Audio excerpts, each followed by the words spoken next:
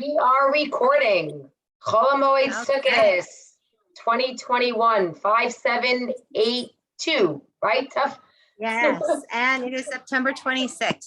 I'm really excited about today's topic, and I'm really proud of every single person who got on this call, because last week we talked about being all in. So before we get started, I just want to commend every single person who's on. And if you're watching the recording, I'm commending you as well, because that's as all in almost as being here in person. And it is absolutely amazing. It is all in, and it's all in what's sustainable for you. So you're saying, I am all in, and I'm all in a way that isn't going to make me resentful. And for all of you who are here, mamash, congratulations, because you made the time at a time that's impossible, and the time that might have been hard for you. You might have had to make sacrifices. You might have had to organize things differently. So really, congratulations. And when I did the post about the call, I asked everybody to come prepared, to come with what is your plan going into the last Chag? Do you know where you're eating? Are you eating at home? What's one obstacle that you have seen repeatedly throughout the Chagim and Shabbat to date? And what's one thing you've been really successful at? And it's really important to me today, guys, that we really hear from you and we hear the real stories, because the real stories that are happening is where real transformation is going to happen. And so if you got on this call because you're okay treading water, and I don't mean maintaining your weight, I mean treading water. I mean same old, same old. You're going to go into this last days of Chag the same way that you've been through every Chag so far, unless that's been stupendous. Like, you're here because you want a transformation, and you want one that's going to happen post Chag. And I wrote in the post that we're not going to remember the ups and downs that happen throughout the Chag. We're going to remember the feeling that we have when we leave this holiday. And so even if you had some ups, even if you had some mindless eating, even if you had some difficult times at home over Chag, how Simchas Torah ends is what we remember. I can't tell you how many times I remember a Chag that I was really so focused, and at the end of Chag, that like Motzei Chag, like just ate all the pizza and the wine when the guests finally left, right? And then had a huge weight gain at the end of Chag when really I'd been maintaining my weight the whole time. And that ruined that memory. It colored it. It rotted it for me in a significant way. And that's what I want to never happen to you again. That every time you're heading towards the end of something, you recognize the intrinsic value, that you're going to remember most how something ended. So make sure you guys are getting the chat warmed up. So if you are ready to have a transformation, to have a Chag that ends positively, ends with a positive memory and a positive connection, I want you to write all in the chat right now. I think, Lily, what's important is also, besides like what you said, like you can have that kind of situation where like you're doing well all week, and then maybe at the end, that's what's difficult, right? I think the opposite is sometimes you might have had some difficulties along the way, but if you end strong, then you're gonna end on an uptick. You're gonna end on that. That's exactly the point. That's exactly the point I want to make tonight. That the fact that you are watching this recording or you are here means you want a transformation. You want at the end of this holiday, that going into a month finally with no holidays, that you already feel like you're on fire. You're not playing catch up anymore. You're ready to move into this transformative butterfly phase of your journey with yourself and your weight and your body. So I want to open it up first to you guys. And especially since we have such a small group, this is super amazing. I'd like to hear for you what your plan is, just to open it up. Simply, and what meals you're eating at home, what meals you're not eating at home. And we're going to keep it. Ayala, could you do me a big favor and give each person who speaks 2 minutes on a clock, on a timer? Yep. Okay. Okay, guys, so remember, respect the timer. It's not that we want to limit you, it's that when we let some sim, when we hold ourselves to 2 minutes, we make sure that we get the value of everybody. Yeah. So I'm going to go by just who's in order of my screen. Seema, you're first, if you're okay with that. And Ayelet's going to time you, and we're going to respect and not feel shut down when time's up. So go for it. Yeah, except I don't remember all the things I'm supposed to say. It's okay. Just what's your plan for Chag? Okay, so we're home and I'm gonna pre-track and also spend my morning today making muffins for myself because I find that the first days I kept going after that kind of something and ended up eating the muffins I have for my kids, which are not from, not like they're not bad, like they're not as good as the ones that I made today, so to say, that's one thing that I did for myself. And what else do you want us to say? So what's your plan? You're eating home all the meals. Like, have you made extra vegetables or organized anything for them? Yeah.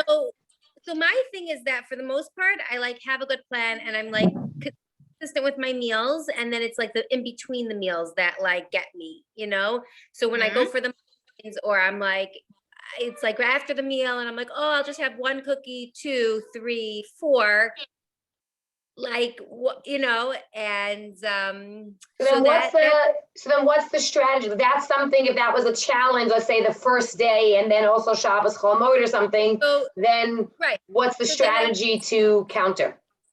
So my counter is that I made the strawberry muffins, whatever that's officially called, and brownie muffins. So I felt like I have 2 things that are good FFCs for me that I could have as a snack in the afternoon and know that, okay, I have that snack. So when I get munchy, it's like, am I hungry now? Do I want a snack? I could have a snack and I have my muffins, and also that this way I could like my breakfast, my, that I know like, oh, yay, I have my muffin now. And so I feel like it's not just, oh, let's get back and like plate my food. It's like, oh, plate my food with something special, for myself. Yeah. So that was like my way to counteract what has been going on, and for the most part, like throughout Yontif, I've been pretty mindful and like eating my meals, but I find those extra bites and extra, oh, I'll have chocolate, oh, I'll have this, oh, it's like very like Chag, like extra thing turned into this extra food situation going on, which perfect. Yeah, where are we on time? I think that no, I just said that was just 2 minutes. I was just letting Seema finish her sentence. So a few notes that I want us to come back to after we hear everybody's 2 minutes. So big area, you're not alone, right? Everybody raise your hand. Have you snacked between meals when you didn't want to, right? Raise your hand, okay? Totally with you. So we're going to talk about strategy for that and outcome for that. So Ricky, you're next on my screen. What's your plan for Chag? So my plan is, first of all, we're hosting for Shabbos. I'm having my cousin, and she's also on Tubi, so that's very helpful. And I'm having her bring I gave her the assignment to bring salads and veggies, so that I know that that's taken care of, and I know, and she knows the mindset that we're on the same course, and so is her husband and my husband, so we're like all on the same mindset. So that's really, that's huge. And for me, it was basically, my downfall was the same as Seema with the snacking in between. And for me, like last night, I was like, I really let myself go. And I gained everything. I gained a kilo, which I'm okay. That's okay. And I'm not upset with myself. And I know that it made sense with what I was eating. But I said to my husband this morning, for the first time, like I really didn't feel good because of the way I was eating. It gave me a sick feeling, a nauseous feeling. Like, even though this is the first time that I'm really I'm off my meal plan and I don't feel well. So it's just not worth it. You have that sugar. So that's my thing. I said, I almost want to bottle up that feeling to remind myself, you don't want to feel like that again. It's such a Yes. gross feeling. I want to stay away from that. So those are my Amazing. two is, people who are And that's aligned with one of my the thing. strategies we talked about last week, which is assigning the feeling to the action, the real feeling, not the old feeling that, this will be relaxing, this will be fun. It's no, this is going to make me feel gross. That's like the opposite of what I want. Amazing. Perfect 2 minutes. Yeah.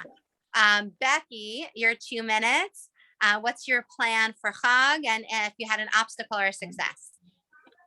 Let me go next just because I hear my kids screaming in the background. We I'll can't go in hear one more. them, but you can, we don't hear them. Just give me one more. I'm not sure if Okay. somebody's No hurt or problem. not. Let me No go problem. next. That's okay. Okay. Judith, you're next on my screen. Okay, I'm here. We are here this tomorrow, this weekend, this next Chag, and we are having the whole family, my husband's side of the family, to us. I have been pretty good at assigning who's bringing what, and I've been pretty planful about what we're going to eat. So that is, I kind of feel okay with the meal. My issue always is dinner and done. My issue is always dessert. It's in addition to the Chag, it's also my niece's birthday, so there will be birthday cake. I can relate to whoever said that they had a gross feeling a few people back. I have had that a couple of times this week. And on top of all of that, I have really injured my foot. And so last Thursday, I got a cortisone shot in my heel. And I mention that only because it has really significantly cut I've been doing yoga, but I haven't been doing my normal exercise. And not only do I need the exercise for my mind and for weight loss, but I also need it for my mind. And so while the yoga has been good, it's not a substitute for what I really love, that like the kind of endorphin high that I feel like I get when I'm exercising hard and like really sweaty. The yoga feels good and it feels good on my body, but I'm not sweating and feeling like, wow, I had a really tough workout. I'm not getting that, but I must rest my foot or else I won't be able to do it. So I'm those are my struggles. Dinner and done. I'm just resting my foot. If it doesn't hurt so much anymore because of the cortisone shot, but I'm still supposed to rest it a few more days. And what somebody else said about bottling up that feeling of feeling gross. I would love to figure out how to do that, because I have had that feeling a couple of times, and I just forget it in the moment, and then and then I have it, and I'm like, why did I do that? I know I don't want to feel this way. So, such a good point. I'm like stopping myself from jumping in because I really want to get to everybody, but thank you so much. That was really powerful. Wait, Becky, are you all set? Can I say one thing right before Yeah. Becky? 1 second, before Becky starts, before I start the timer, Judith, if you want to remind me, if everybody wants to remind me, I can also post it, because I love what Judith said, and that on the idea of bottling up and remembering. I love flipping that a little bit, instead of thinking in the negative of like, oh my God, I got to remember how gross it feels, right? In terms of how good we can feel. So I know I've shared so many times, and on last week's call, we talked like these short podcasts. I'm going to share a link. She has an amazing podcast about toddler brain versus adult brain. And it really pinpoints the idea of in the moment versus, we talked about this before. Like when you're in the moment, it's very hard to have a logical conversation, like having a conversation with a toddler who's having a tantrum in a grocery store. But if you agreed on something beforehand, being able to say to your toddler, kind of like, we discussed this, so there's no struggle there. Anyway, I'm going to hopefully remember to send the link to that, because it's such an amazing point that I think all of us relate to and revisit. It's not like you overcome it necessarily, but revisit the struggle. Okay. We're going to address it more as we keep going. So Becky, you're Sure. Okay. So my plan for Chag and Shabbat is that we don't have we don't have guests or anything, and that stuff got much better for me because when it's just our family, like I just buy dessert that I don't like and I just make my usual foods and it's fine. And then once there's guests or once we go somewhere, then it like becomes much more challenging. So I think everything up until now has been with people, and now we're finally like just us. So it'll be more in control, and I'm totally fine not eating at like Simchat Torah dancing and kiddishes. Like I'll make sure to bring lots of water and that will be fine. The struggle that I've been having is like all of a sudden late night eating became a thing again on Chol Hamoed, which really hadn't been an issue for a while. And I definitely relate to the people who talked about waking up feeling gross. And, you know, I don't know, maybe the changes in routine or something, like all of a sudden it became an issue again. And it's like really not good for me. So that is the thing that I have to kind of just rein in on again. Yes. Amazing and perfect on the time. Leah, you up? Hi. So I'm really excited because after hosting almost 40 people over the past week and a half, I'm hosting nobody. So, and I have brisket and chicken in the freezer. So I'm staying out of the kitchen. I even told my husband I'm not baking challah because for me, it's the cooking that sort of isn't helpful for me. And I'm gonna do classic Shabbat. We're gonna have the meat. I'm gonna make my cauliflower rice, lots of Israeli salad. My kids eat that. Store-bought dessert, done. And as far as that gross feeling everybody's talking about, I kind of realized that hits, like you need to stop eating 20 minutes before that hits because it takes 20 minutes to hit. So you know what you need to eat, put it aside. And for me, drinking water on Shabbat, Yom Tov, whatever, is the big challenge. So I'm going to try to figure out a way to keep getting the water in. Amazing. Let's see. Maura and Alina. Hi, sorry, there's like, it's like my school Zoom, so that's why it says Mora, but there's a lot of noise going on here. Right now, I mean, I've been doing amazing. Like I just posted this morning, like I'm so proud of myself that with Chag and everything, like I'm still down 6 pounds with like having my in-laws here and like eating some desserts and like, you know, making challah and sourdough. What haven't you been doing? What's been working? Like, be honest, right? What's been working? Having the dessert isn't what made you lose 6 pounds. So what's right? No, so that's why I'm saying I'm like so proud of it. I mean, and it's definitely been just like focusing on like eating plate it and eating the right things like at the right times. And just like lots and lots of veggies and salad and not eating when I'm like stopping when I'm done, right? Like I'm not hungry anymore, like stop noshing and like picking at the food that's like still on the table. And trying not to just like clear. What? Thank you for being so clear. That's really helpful. Yeah. And then like also I think like what Leah was just talking about, like even when you're cooking, right? Like I have that challenge too. You're like, oh, I have to taste it. Oh, that was kind of good. Now I'm just going to keep like picking. Like I make this tofu for my kids that they're obsessed with. And it's super salty. And I also don't want to eat it, but it's so good because it's like gets crispy because I put nutritional yeast on it that's like uses it like bread. It's like a breading crumb, you know, like a schnitzel thing. And then I like want to pick at it. So I'm just like, I'm putting it like somewhere, like I'm putting it on the table. I'm not leaving it in the kitchen. I'm like, you know, covering it and putting it away as soon as I can and stuff like that. So that is definitely really helping. My biggest struggle, I think, and this isn't even just like 100% like Chag related. This is just right now also because of my schedule with work and school, because I can't just eat lunch when I want to eat lunch.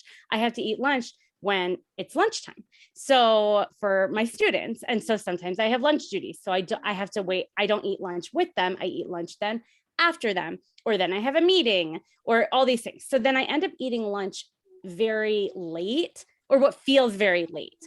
And, you know, it's closer to 1 o'clock instead of say noon. And then it's dinner time and I'm not hungry. Like because I ate a lot of lunch and I ate it late. And then I'm just like not feeling hungry. and then I don't want to eat because I'm not hungry. But then all of a sudden now it's like 10 o'clock at night and now I'm starving. So then I like make this decision. Okay, do I just drink a little bit more water and then go to sleep? Or do I eat something because I didn't have dinner?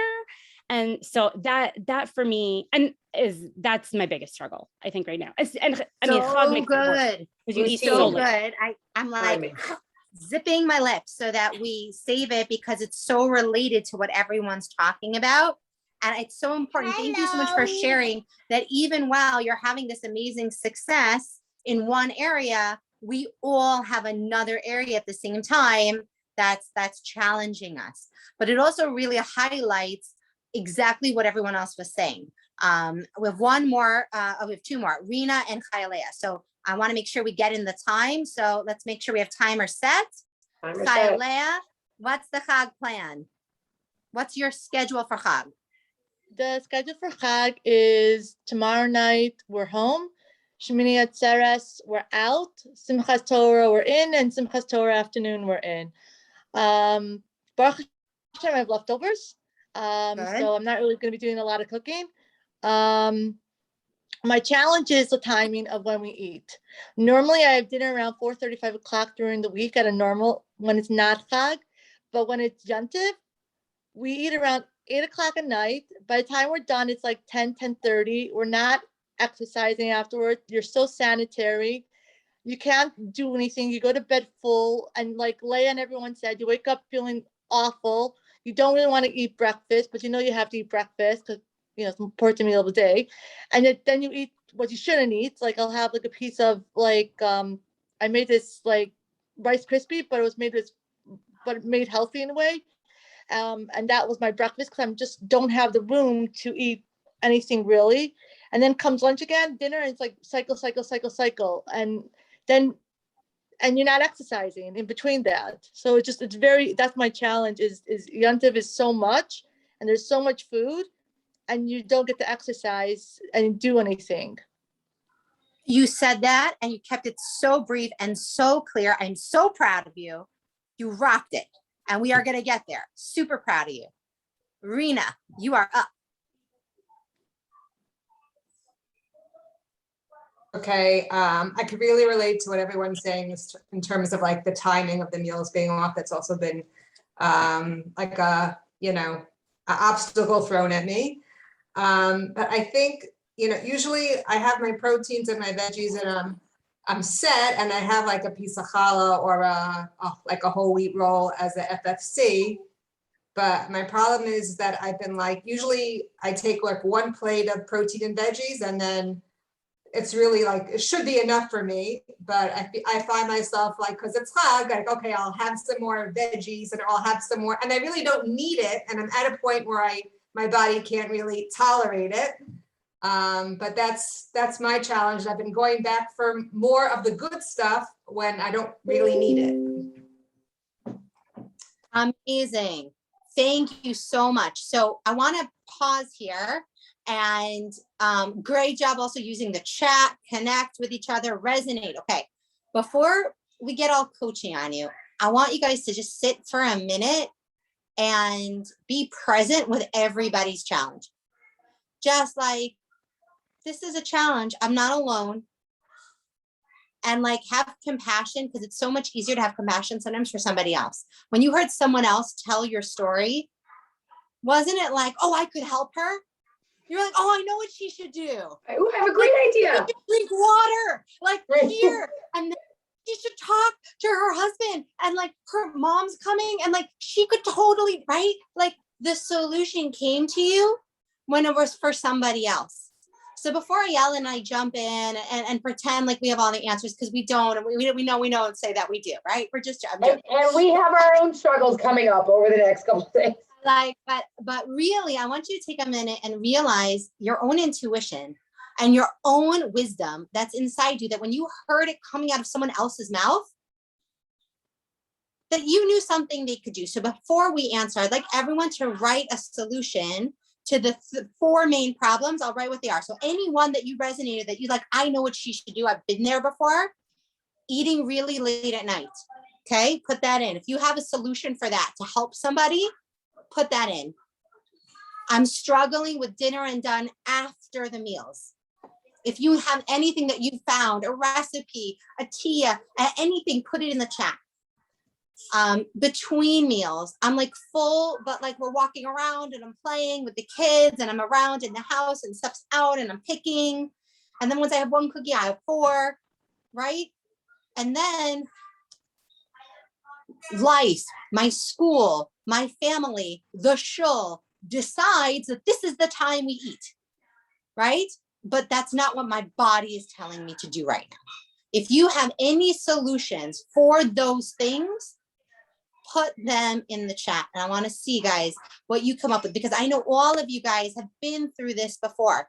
So allow your intuition, allow your own wisdom and your own experience, and take ownership that you have more solutions than you all think already.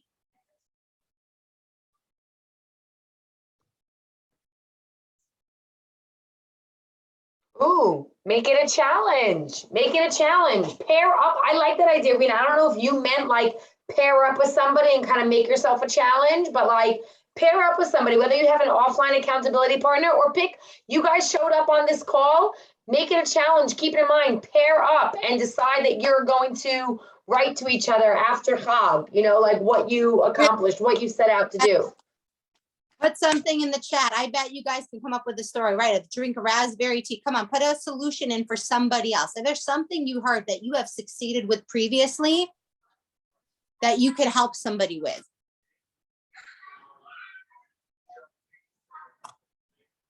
Yes. Oh, Leah, I love that you said that. I think it's okay not to eat 3 meals.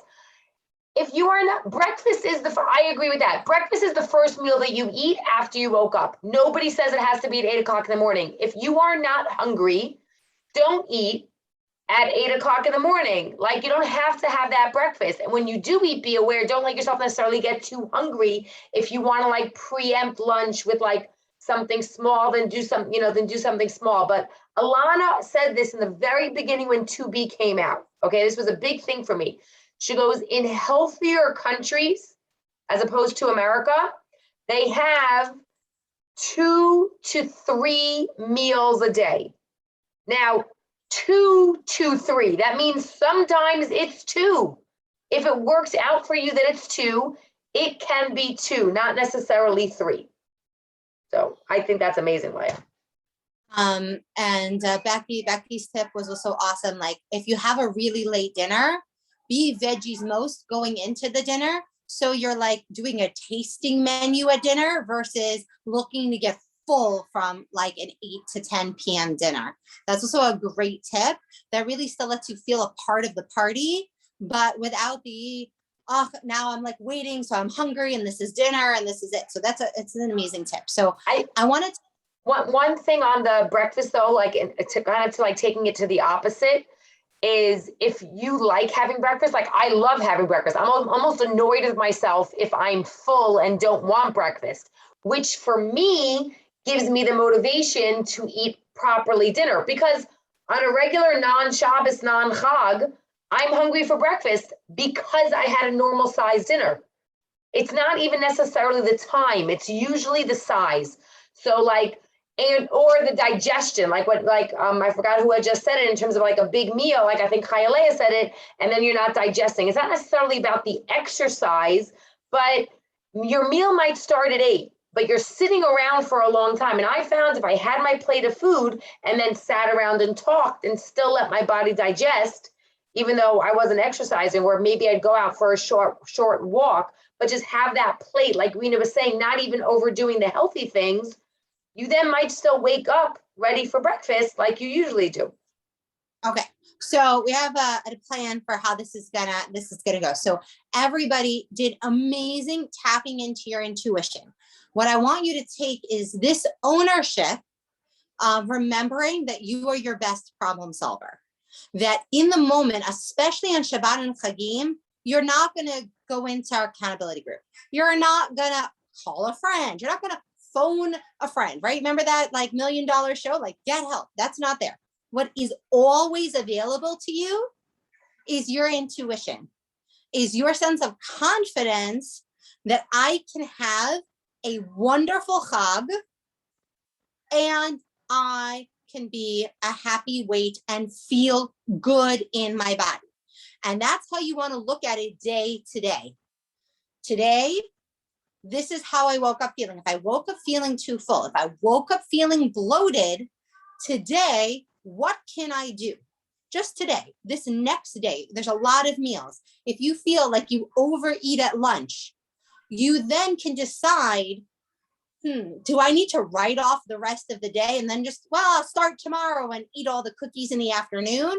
Or do I notice, hey, maybe I'm a little tired. Maybe I'm a little food tired. Like the vegetables just aren't looking so good anymore because we've had so many meals and so much food. I'm like food tired.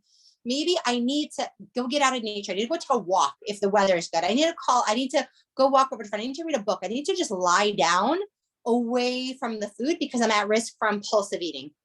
And the same thing with the desserts and the birthday cake, and people are talking about dinner and done. You want to ask yourself, why am I still at this table? And you don't have, like, there are plenty of people who Shabbat meals take 45 minutes. If you're at that table for 2 hours, it's hopefully because you like the people you're sitting with. You really value this experience that you're having with them. It's not about the food anymore. So it's okay to decide when you're clearing the table and then staying at the table. It's okay to bring a whole pot of tea to the table, not even a cup, a pot of tea, and say, I'm sitting here until I finish this whole liter pot of tea, right? Like, I'm just gonna sit here and I'm gonna be present and I'm gonna enjoy the company. All of these kind of things that people were talking about. It doesn't matter if dinner's over, if it's between meals, okay? You can say, okay, like, what am I looking for here? When I'm eating the snacks, it's always amazing. Great job making a healthier, lower calorie option and planning it out. But ask yourself, what am I looking for when I'm snacking between meals? There are so many huge meals. It's very unlikely that I'm hungry, right? So what's really happening for me? And if I'm physically hungry, then maybe I did a great job eating at the last meal. Maybe I want to look and see how long till my next meal. Like, what do I want? And keep that treat for as part of the meal, right? It's the dessert part of the meal. Between meals, you want to really ask yourself, am I bored? Am I looking for connection and love? Because eating is a cheap ass form of connection. And if you are looking for love and you are looking for it in the cookie jar, it is never going to be satisfying. And when we talk about bottle feeling, that feeling of being gross, you want to bottle the feeling of what real connection feels like. If you are annoyed, remember what it feels like when you were annoyed and you then felt understood. Wow, like that is so much better than any cookie. So sometimes we forget what it feels like to be really heard, to be really engaged, to be really cared for, to be really feeling good. And so we go for the cheap thrill. And so I want you guys to elevate your experience with your intuition this song and ask myself, what is the highest way I can meet my need? I have a need after dinner to continue to keep that feeling alive. What's the highest way I can meet that need? I yell it and then I saw I think it's an important thing of what you mentioned in terms of the snack is a snack doesn't have to be equal to something that's sweet or has sugar. And again, this relates to what Lily was saying, look for what the experience is. If a snack for you automatically means a treat, and if the treat then also equals something that is, like Alana says, you're holding up those kinds of foods on the pedestal that we think like that we're deserving of, or that we feel deprived if we don't eat it. A snack can be vegetables or a fruit. And that's a great way to differentiate if you're hungry or if you're searching for something else, like Lily was saying. Because if you're hungry and you grab an apple and then you want to have 6 more apples, yes, that's hungry. But if you don't want an apple or a nectarine or some carrots or whatever, then you're searching for an experience and not the food. So I think that really relates to what Lily was saying in terms of what are you looking for at that time. Also, sometimes you're not necessarily looking for an experience. Sometimes you're looking for an escape from something. I can be very honest right now in terms of what your plan is. I have my parents and my in-laws for Simchas Torah. Love them both, and they love each other. Yet it's an element that I don't think has happened since my Sheva Brachos 22 years ago. So I might be looking for some aspects of escape just for a long time. So think about what you're looking for, or what you're looking not, or what you're not looking for. Again, it's so many feelings, not just food.